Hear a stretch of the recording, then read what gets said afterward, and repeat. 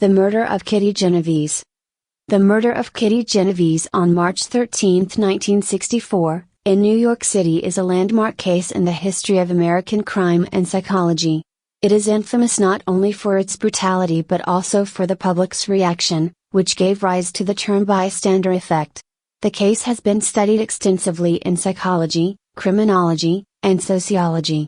Background: Catherine Susan Kitty Genovese was born on July 7, 1935, in Brooklyn, New York. She worked as a bar manager and lived in the Kew Gardens neighborhood of Queens.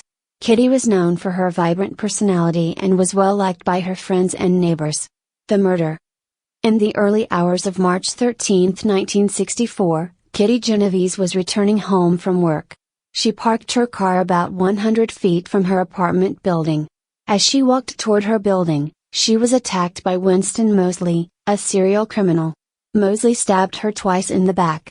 Kitty screamed for help, which alerted several neighbors, but no one immediately intervened. Moseley fled the scene temporarily but returned about 10 minutes later to continue his attack.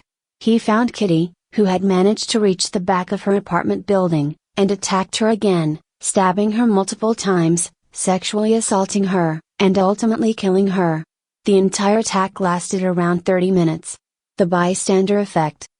The New York Times reported that 38 witnesses saw or heard parts of the attack but did not come to Kitty's aid or call the police until it was too late. This reporting led to widespread outrage and discussions about the so-called bystander effect, where individuals are less likely to offer help to a victim when other people are present. However, later investigations suggested that the number of witnesses who fully comprehended the attack and chose not to act was likely exaggerated. Investigation and arrest.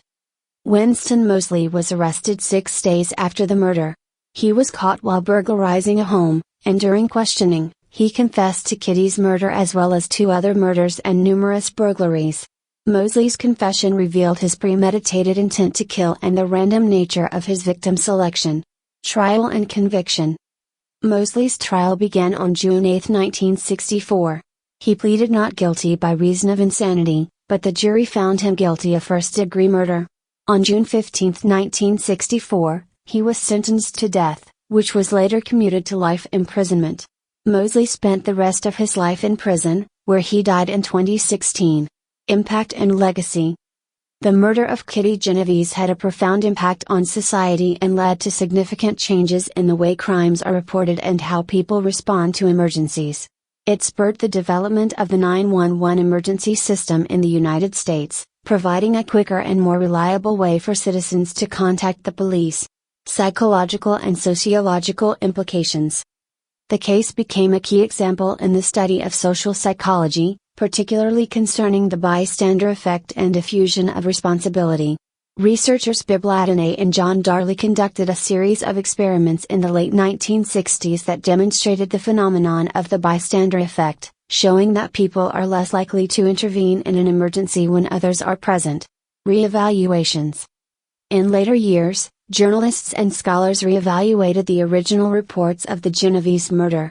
They found that many neighbors did attempt to call for help or were not fully aware of the nature of the attack. These findings have complicated the narrative but have not diminished the importance of the case in understanding human behavior in emergencies. Conclusion. As we explore the murder of Kitty Genovese on True Crime, we will delve into the detailed timeline of events, the investigation, and the broader societal implications of this tragic case.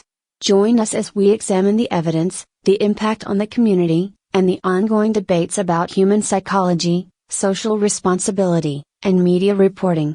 The story of Kitty Genovese serves as a powerful reminder of the importance of community vigilance and the critical need for systemic improvements in emergency response and public awareness.